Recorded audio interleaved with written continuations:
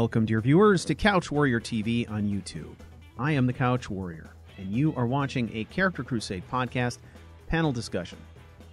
Last October, we did our first panel discussion on Google Hangouts, and we invited to that discussion Jessa from the Jessa channel, Dirty Weasel, Dark Fox 127, Gamer Poets, and of course, the Character Crusade guys. We were all there together. We had a wonderful discussion that was really focused on the launch of Skyrim Special Edition. And it went so well that we decided to do it again. So here we are, almost a year later, with another panel discussion. And this one is bigger and better than ever. So we did this on the 15th of September, and it was a lot of fun. And this one is great because we also brought in Rycon, who contributed a whole bunch of great content to this panel discussion, and we had all of our previous members back. So, without further ado, I bring to you our discussion of role play and storytelling with game frameworks. So nice to have so many luminaries here. So we're gonna get started. Today is really the focus is on this idea of role play and storytelling using games as a platform, right? And what I think is, this is something that obviously I'm interested in, as I've invested probably thousands of hours in it, as many of us have here. But I think when I look at it, what intrigues me about the whole thing is kind of the perfect storm of systems and events, processes and tools that come together to allow a person to tell a story in this way. It's kind of the combination of the platform, the creativity, the understanding of the production tools, the availability of mods that support your story, and a framework that allows you to create your own.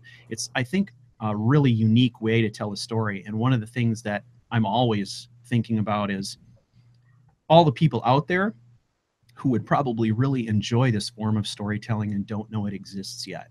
And so this is something that's really intriguing to me. And what I like about the people in this panel specifically is that everybody here represents sort of coming at this from a different angle, from mod creators to storytellers to, people who just understand the various platforms and the vehicle that we use, primarily YouTube and Twitch, obviously, to get the stories out there. So I'm hoping we can have some interesting conversation about this, because there's not that many of us that are as committed to this form of crafting stories or narrative as we are. So I don't know. My hope is to get some interesting conversation out of it, but I've also been really intrigued by the whole idea of what other people who are doing it think about this, and what thought you guys give to it. The other thing that I think is interesting too is how the storytelling evolves depending on the flexibility of the platform too.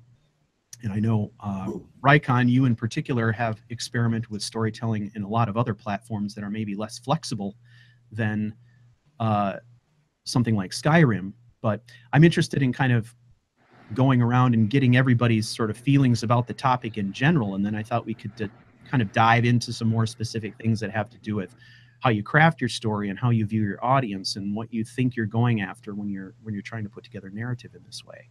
So feel free if anybody wants to start out. Otherwise, I'll pick on people. But that's kind of where this is sort of coming from to start with. And I think I'm very interested in what I mentioned earlier, Rycon, your opinion on how to put a story together and whether or not, how you evaluate different games or platforms to determine whether or not there's a story there to tell, or how you would tell it in a less flexible framework, Totally, yeah, because I guess falling into role-playing was something that I didn't expect when I first started doing it. And I started with those big, wide-open games that I'd kind of grown to love as a child. Games like Morrowind, the Elder Scrolls games, anything essentially by Bethesda, because that freedom was there to do pretty much anything. But then I think eventually I started looking at other games like Outlast, for example, which are, like you say, those linear stories where there is just one path, there is no changing your fate fate, essentially. It's like it's going to happen regardless. But I still think even in those stories, the stories where even the viewer might know exactly what's going to happen, we as role players, as storytellers, we can give a kind of a different perspective that the original game doesn't give. Because, for example, Outlast 1 doesn't have any character dialogue. They just have, you know, the little notes and stuff like that that Miles will be writing down. But beyond that, you don't really know what's going on inside his head the whole time you're kind of going on that journey. So, you know, there is still that chance to tell a story with that, the internal I guess the internal journey that he's taking throughout it. You know everything, you know the events that are going to happen, but you know when people actually see that character as the person rather than just a character, you know, just a pawn in a video game, I think that gets really, really interesting. So I think games that are linear like that, they still have a lot of storytelling potential in them, but definitely the big juggernauts that, you know, are created by Bethesda with that ultimate freedom, and they are, you know, they're incredible to play around with because there is just so much you can do with them. Lots of flexibility, you know.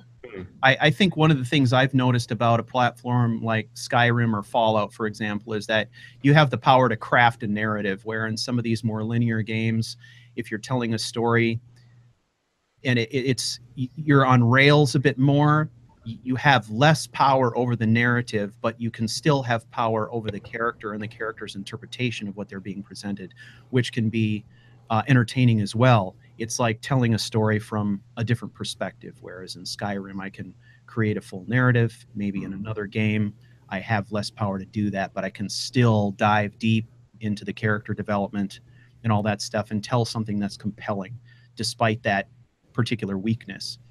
I know for my part, I often formulate strategies based on the platform that I'm attempting to use and understanding its weaknesses and strengths, right? So I'll look at that and say, well, here's something that I could have pulled off in Skyrim that I'm not going to be able to pull off, you know, playing a game like Mass Effect, for example. So that's one of the things we talk about a lot, I think, is this continuum of where does a game lie on that continuum of flexibility versus in-depth storytelling. Sometimes the more linear a game is, the better it tells the story through the game itself, whereas more open is maybe more generic, less well-connected quest lines, right? And then we have the power to fill in those holes ourselves as role players. Michael, I have a point about this to bring up, but you were just about to speak to Michael, so I can wait until after he's... No, go ahead. No, go ahead. Go ahead. So you were talking about, basically what I was hearing is you're talking about linear games versus open world games and how you create stories within both of those types. My channel is basically a role play channel. I role play basically every game that I play on the channel in some way or not another. We're playing XCOM right now, XCOM War of the Chosen, and I am role playing in that. And I find that even though that's a very linear game, the aliens come, you kick their butts, and then, you know, exciting things happen and the game ends. But there's a lot of role play in there, and that you can play as a soldier. They have this new bond system where you can actually role play through the connection. So even though you play the game every time and the aliens get their butts kicked every time, if you're lucky, you can still really role play with the soldiers and the stories that form that are the human bonds. That's a very linear game. And if you know, when I was doing my metadata for that, putting up the videos, you know, you can search and see what people are searching for. No one's searching for XCOM role play. No one's searching for that. You know, you know, I got that one little bit of, I've got that covered. That's it, you know, on that. If you type that in, but nobody's going to type that in because they don't think about that. Another game that brings that up is I just recently finished playing a full motion video game called The Infectious Madness of Dr. Decker. That is a game that has nothing to do with role play whatsoever. It's and with that, I basically, a lot of games talk to the player as if they are an additional character. In this case, you were playing the therapist in this game. And basically what I did was I just, instead of just playing as me, I created an entire character. So in XCOM, they're usually talking to you as the commander. What I did in that is I created a soldier and named her the commander. If she dies, the role play is over. So I think that a lot of people get stuck in a very limited window of role play and what it can be if the game doesn't have the name role play in it, or isn't a role play focused game. They don't think you can role play in it. But I can't think of a game you really can't role play in except for maybe solitaire. No, I don't know. I recently had someone challenge me. Who was that? Was that you and I, Michael, where we had the idea of a challenge where you were going to do an in-depth role play of Minesweeper, and I was going to attempt solitaire? Yep. Yeah. So we still haven't completed that challenge, but I feel like it's still on the table. I'm still sweeping mines. Oh, okay. Yeah. Trying to find your motivation. When I finish, when I get to the proper level in that game, I'll catch up on it. Okay. So who laid these mines? What was their purpose? Exactly. No, who are you working for that you need to discover and locate these mines? Exactly. I yelled to my girlfriend to get me cake, but she didn't like that, so she started planting mines around me. And now I have to find my way out of my basement, and I have 2 days to do so before my vacation, or I blow up or starve to death. So, I guess I'm interested in getting some more perspectives on this. Because one of the things that's interesting is I feel like, as far as crafting stories go, it all comes down to the root of role play, right? Somewhere along the line, we all went from this point of role playing a game and doing it and recording the experience to creating something that was a little bit beyond that, And I think, it's if you're just playing Skyrim and you're role playing it, to me that's a very different thing than if you find yourself at that point where you're holding back information from the audience because you're trying to create a moment for them to experience, right? Now you're in the realm of storytelling, which I think is really an interesting thing, because I got there completely by accident. I started off as a role play with Fleet, and by Act 2, I found myself withholding things and crafting my own narrative based on things that were happening around me off camera, so that I could present them on camera as surprises or points of interest or narrative that was independent of or in addition to, I guess, what Skyrim presents us. So I'm interested in getting people's perspective on that, because where have you found yourself making that transition? And then, do you recognize that as a difference, or is it something you fall into or you're intentional about? I'm intentional about it now, but I certainly wasn't back then. I didn't even realize I was doing it until it was done, I think the biggest difference as a player is when you actually start withholding information like from yourself, from your character. I think that's almost the key step, is because it's that separation between the player who's controlling the character in game and that character. Because so often when you're playing a game, it's just the most easy, straightforward thing to do is like use all of the knowledge that you have. What all the best thing is. You know how a certain encounter is going to go down, so you know the best places to be, and it's knowingly walking into an ambush and trying to cut that from your mind. And I think that's what really, the first time you start doing that for real, I think that's when you actually do really feel that character, because, you start to experience what they would be feeling in those scenarios, the surprise. And I think I've gotten really good at tricking myself into feeling surprised over the years and trying to forget as much as I can about pre-existing game knowledge. And it kind of gets a little confusing after a little while, because for my Skyrim story I've been telling for 3 years now, and I need to keep on track of like what I know and what Leon, my character, knows. And sometimes the lines can blur and people pick up on that, but that's part of the fun, I think. Yeah. I like that. Sometimes, and you have to know the game if you want to have that withholding the moment situation to where you can build up to something. You kind of have to have that, knowledge in advance of what's going to happen, but then at the same time you have to again keep it from yourself, like Raikon was saying. So it gets tricky. if you want to pull it off, if you're really trying to pull off a moment for those viewing it, it really gets tricky when you know what's going on. The character can't know what's going on. The viewer can't know what's going on, but you know what's going to go on. There's a lot of crap there. Yeah, there is. There absolutely is. I recently started working on the relaunch of Fleet Story, and after taking 3 years off from that part one of that story, I've had to go back through 115 or so videos from my first series and try to figure out what I was doing, right? Like, where was my story at? What did I know? What didn't I know? Where was the character at? What quests had I completed?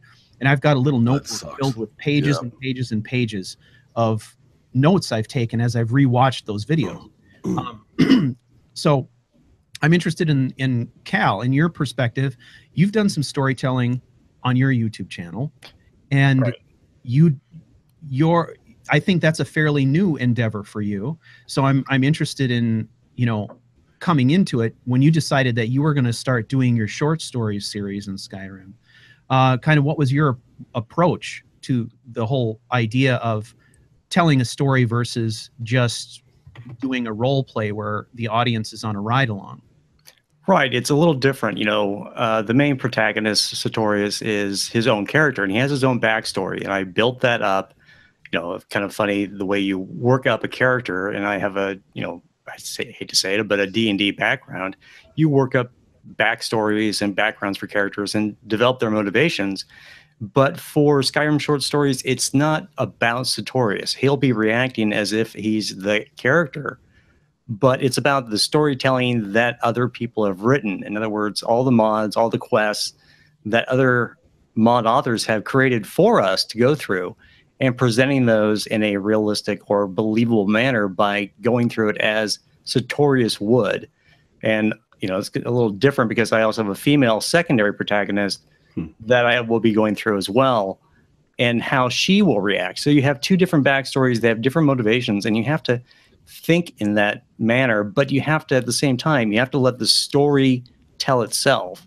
You don't want to become, so overwhelming with the character of Sartorius that you overwhelm the story that the mod author is trying to tell you.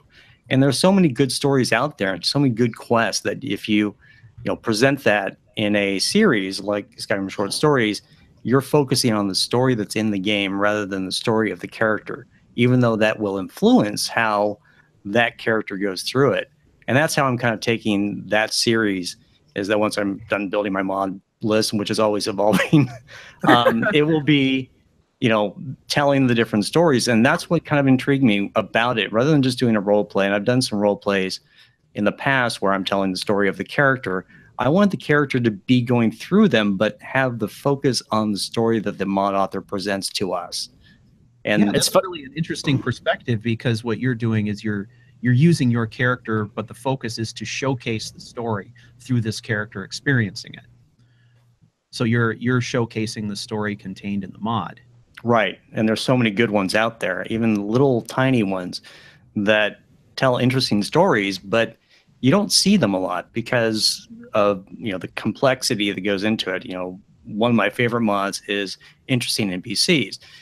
Just to get all the different quests to fire, you have to set everything up, and a lot of people may not have set up the right parameters or prerequisites to get them to work.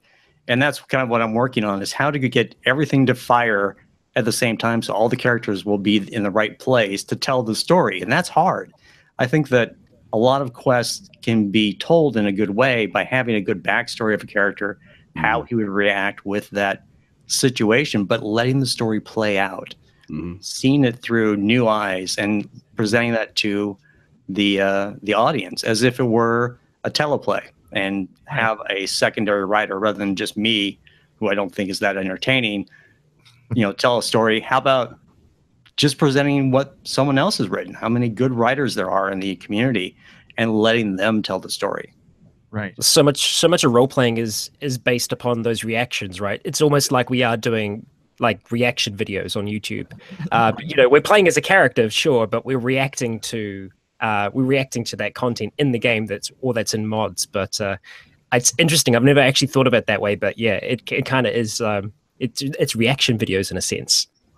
Yeah, I kind of agree with that. And one of the things that Cal touched on, that you also touched on, Rycon, was this idea that we're able to sort of forget or allow ourselves to forget what some of these things are doing, right? So that we can walk into ambushes, so that we can do things and feel like it's part of the story. That I feel like the ability or the interest in being able to do that is something inherent in people who are really into role play. They're able to do that.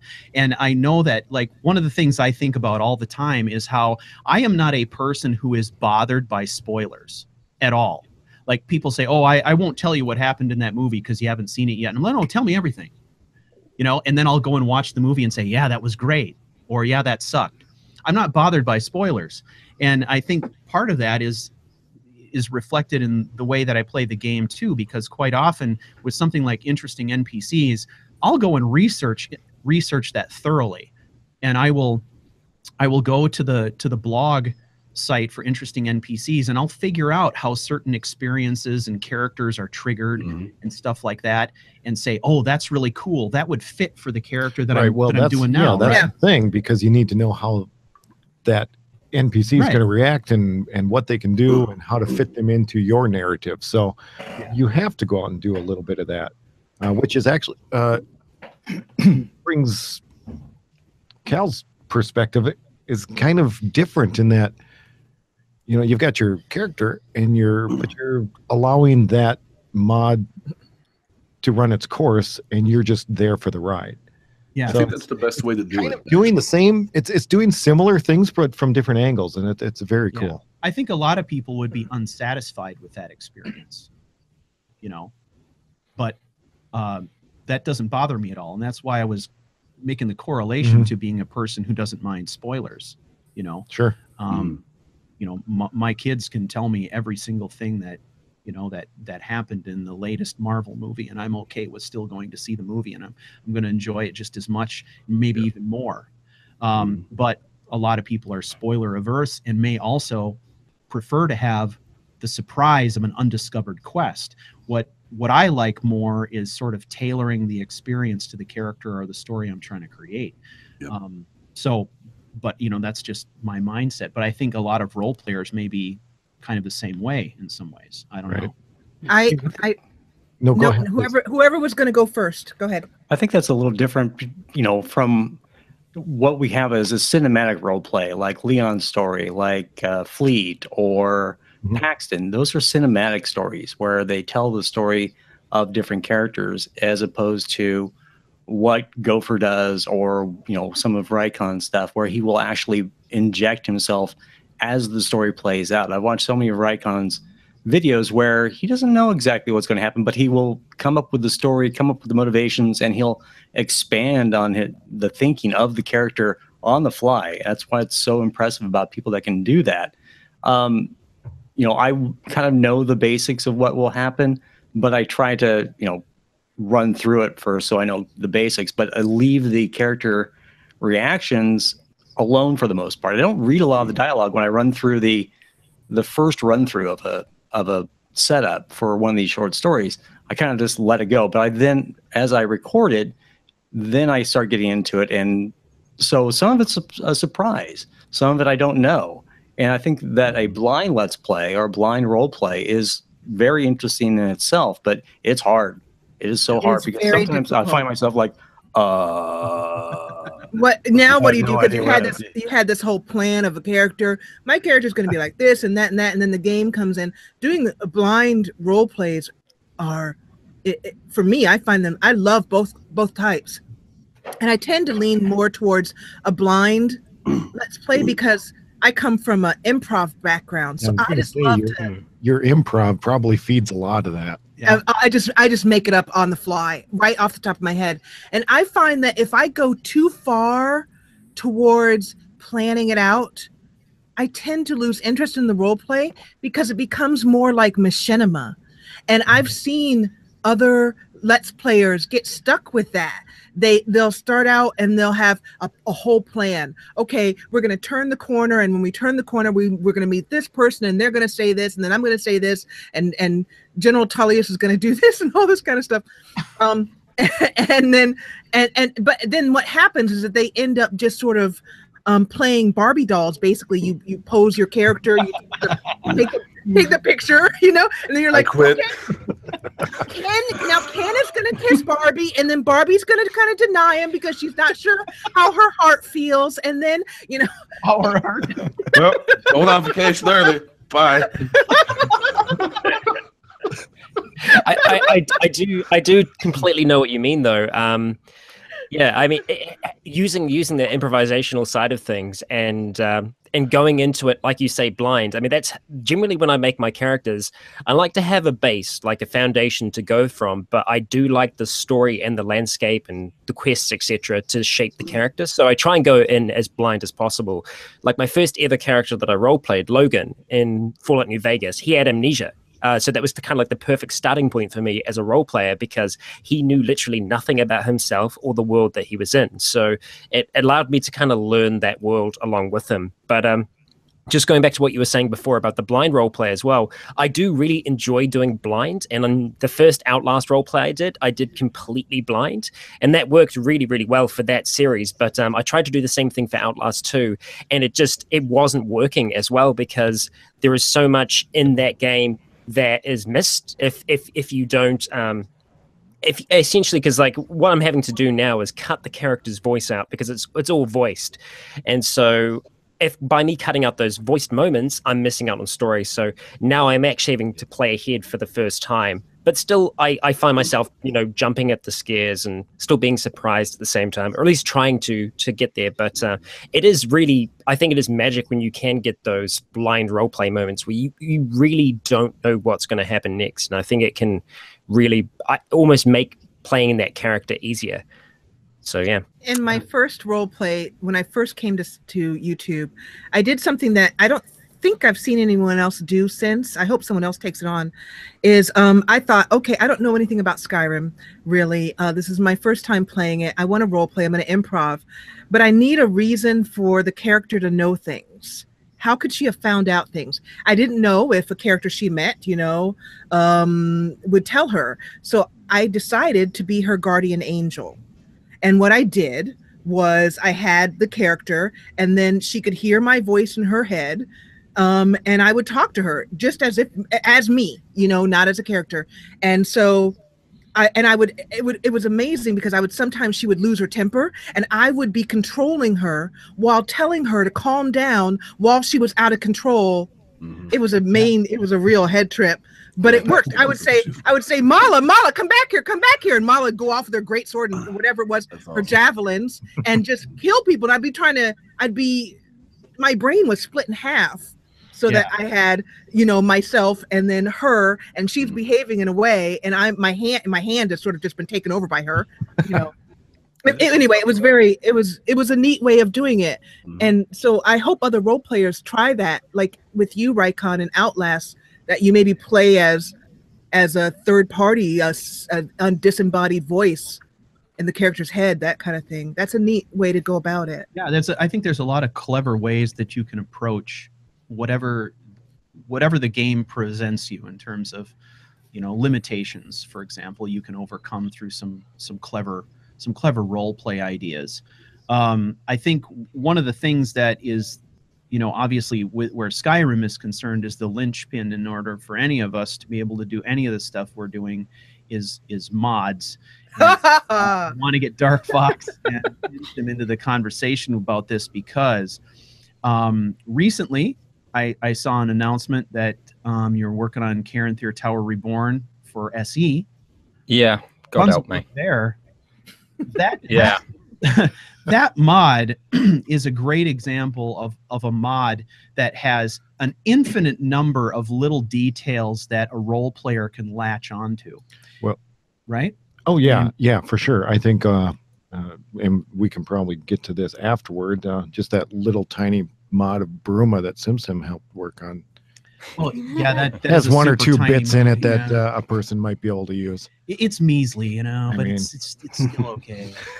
It's all right. No, well, yeah. I mean, I'm wondering, like, when you guys approach these mods, like what you're creating, when you're thinking of a concept, how do you approach it in terms of storytelling? I mean, you have to have a general idea of, yeah, what you're going to do, and what he then said. I know there's a lot.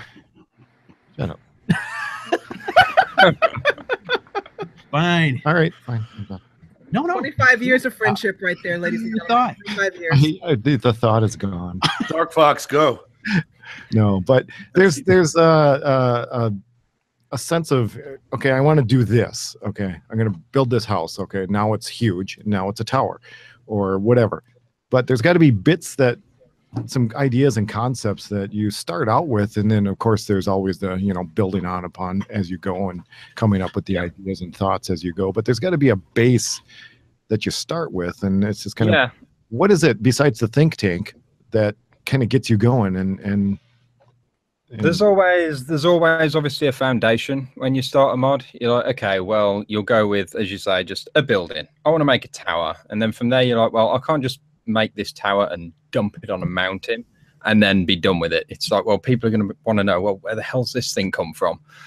So then obviously you're going to want a story. So I always, with CTR at least, I worked out just a general backstory. I was like, okay, maybe this thing isn't there to begin with. So then I came up with the tower rising idea, and I just roll with it. So I go, okay, let's just get a basic idea. I want a tower. Then I go, okay, well, I'm going to need a story. What's the tower doing there? So I do that. And then I'm like, okay, well, then I look at the problems, which is obviously it came out of nowhere. So when I get it rising out of the ground, then when I head into the tower, I'm like, well, what rooms is this going to have? And then the story just sort of splits off from every single section that I start to create. So I'm like, okay, it's going to have a alchemy lab. So you'll be like, well, how the hell did that get there? I mean, where does all this alchemy stuff come from? How do I restore this thing? So materials, and it's like, how are you getting all this stuff in and out? So portals, and you just start building the story off of things that you make out of features, and then some of the inspiration might come from other sort of quest mods that I've made or films that I've seen. And so I just sort of start making cool features, that sort of ideas crop into my head, and then making stories off of it to try and explain it. So especially with the new mod that I'm working on, the Lost Observatories. Oh, I'm looking forward to that one. That's another one where it's sort of like, okay, I had a bit more of an idea of what I wanted. I was like, I really want this to fit into the lore. So I'm getting past the stage where I'm stuck with explaining just the physical existence of this thing. But now how do I tie it into lore? Because as good as CTR was, I feel like lore-wise, it could definitely have a few holes here and there. So with TLO, I'm like, okay, well, now I need to start coming up with a cool idea, then putting some story as to why that's there, but then I need to try and work that with the actual lore. So I suppose in terms of, if we come to the topic that we're talking about today, storytelling, I suppose it could be a hell of a lot more difficult to create a story that has to go alongside another one, if that makes sense. So I'm going to have to build something off of lore and try and tie it in, and that gets very difficult, while at the same time allowing yourself to have that creativity to make all these awesome features and put it into your mods. So it's like, okay, well, this is a bunch of observatories that were used back in the wars with the Dwemer and such, and the snow elves. It's like, well, I really want to make this cool thing, and it's like, can I fit this into the lore, and then can I fit this into my story? And then it ends up being like some things you have to leave out, because you're like, okay, it really kind of doesn't make sense that this thing would start floating off to another part of the world. It's like, I can't fit that into lore or anything. So it's like you end up with, it ends up being extremely difficult to tell your own story, match it alongside another story, as well as build what you want. So I find the easiest way of doing things is, like I say, I just start with a very basic idea and then just sort of link things together as I go. And then especially sort of, it's very important to keep in touch with your own community and others that might have other good ideas of how to tie things in together. So, because otherwise what I have done, I'm like, okay, TLO, it's going to be great. It's going to be lore friendly. This story, it's going to match with the lore. It's going to be brilliant. And then somebody will crop up in a YouTube comment and go, you've made a slight cock up there because you've got a portal that links to all these places that wouldn't have existed yet. And I'm like, I hope you die. Damn. Yeah. And you're like, so that's where I'm like, okay, now I need some bullshitting here. I need a way of doing this. I need to connect this. So then you need the creativity to go, I've got it. I've got a way of doing it. I can link these things together. And awesome. Off the one comment that said that, because I did get that comment, I didn't make that up. Somebody actually wrote like 3 paragraphs of sort of destroying everything I made in the nicest possible way. So I was like, I've got it. I know how to do this. I'm like, I don't just activate the portal.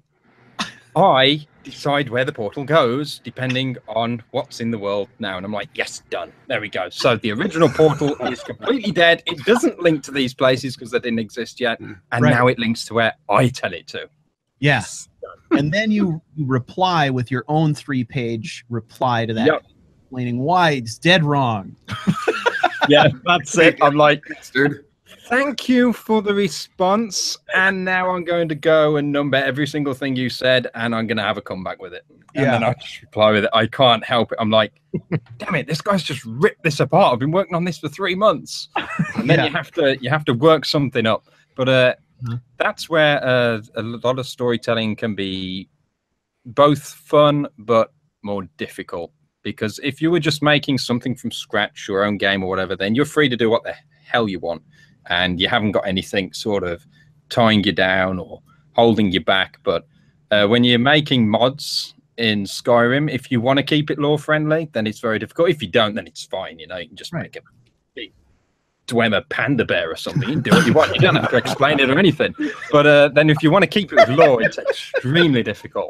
It's like, well, you're having to sort of juggle multiple things and try and keep everybody happy. All those lore addicts and crazy people are like, no, you can't do that. It wouldn't work. Oh my gosh, they know so much. There's like a PhD in Skyrim lore available, you know, like they could get hired for Skyrim movies and be like the person that got hired. Master. They know so much and they'll just rip you. I'm so surprised. So Kinlan is General Tullius's daughter in my Skyrim playthrough. And I thought for sure that I was going to get comments that said, she can't be General Tullius's daughter because we all know that he had a vasectomy and year 2. He's sterile, yeah. He's sterile. Yeah. It's somewhere in the lore book. Clearly points that out. And I thought they were going to screw me a new one. I think that would be forgivable because even Bethesda doesn't seem to know all of their lore at any one time, and they'll have inconsistencies of their own for sure. Yeah. And I'm like, I have the medical documents to prove. You should tell them, Sim, about what happened at that small convention we went to. You remember when you corrected the Bethesda employee on her own lore? Oops. I can't remember what it was, but it was something. It was only a minor thing, but it's the perfect example where she said it was something about the amount of moons, how many moons for something, and then you're like, actually, there's 3, and she's like, yes, that's correct. Right? The name of Skyrim of of Nirn's moon or something, and then because it was like a Skyrim quiz, and then they gave the answer, and I'm thinking, well, that's not right because it's got 2 moons. So it's like, excuse me, one of your questions is completely flawed. So it's like, can we get extra points for that? I think, did she give us extra I points? think you might have actually got an extra point. Yeah. Yeah, I kind of guilt tripped her into doing it. But that whole thing was crap. Because they changed the goddamn rules. Because we went to that event knowing there was a quiz on Skyrim. It was just Skyrim, yeah? It was a Skyrim event. Because like 2/3 of the people there didn't know anything about Skyrim at a Skyrim event, they were like, we'll change it for you guys, and we'll make it Bethesda Games in general. We're sat there like, no, we studied. We were going to win this, and then it's like, no, Fallout questions, Doom questions. Annoying. It feels like this woman was the one in charge of something that just happened recently. Maybe. We win because of it. We came second. Because of it, we didn't win. The people that did win, that aren't like Skyrim crazy people, won this like this statue. I think it was a shrine of Julianos or something that was worth like £200. They won that. They're not even Skyrim fans. No, they're going to go and sell that on eBay now. It's probably sitting in a flower we garden. We could have sold it on eBay and made a killing. Yeah.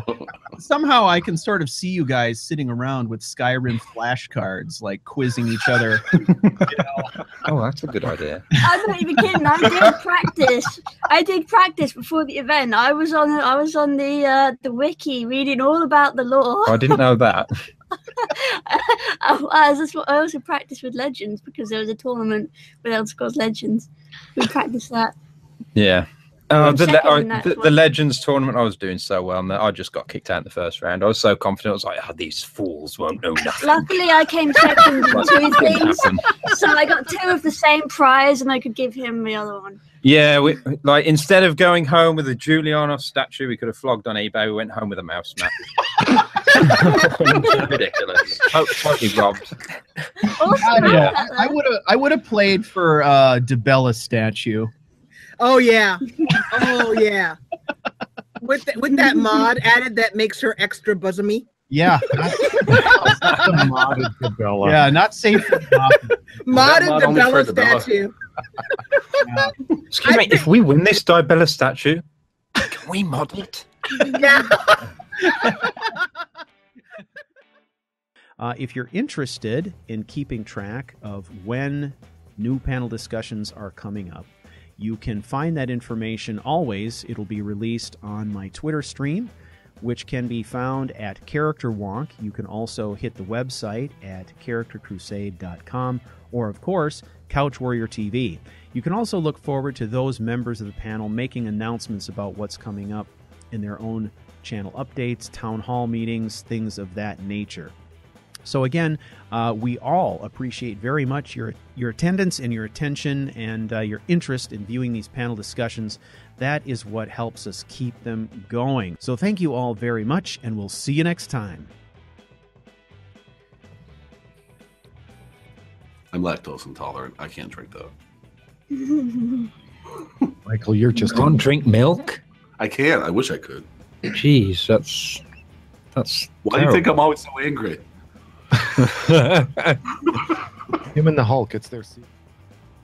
Yeah, you're the newest one on the block, so we get to pick on you this time. Oh, good. I'm looking forward to it. I'm ready. I'm prepared. Yeah, well, you know, I don't know. Is it too early to drink there, Rycon? Is it? It's never too early. Yeah. I mean, like, there's a reason. There's an excuse. I'm sure. Yeah. Okay. Yeah. Or you stayed up all night and never stopped drinking. Exactly. Just want to be careful to not pull a pootie pie today.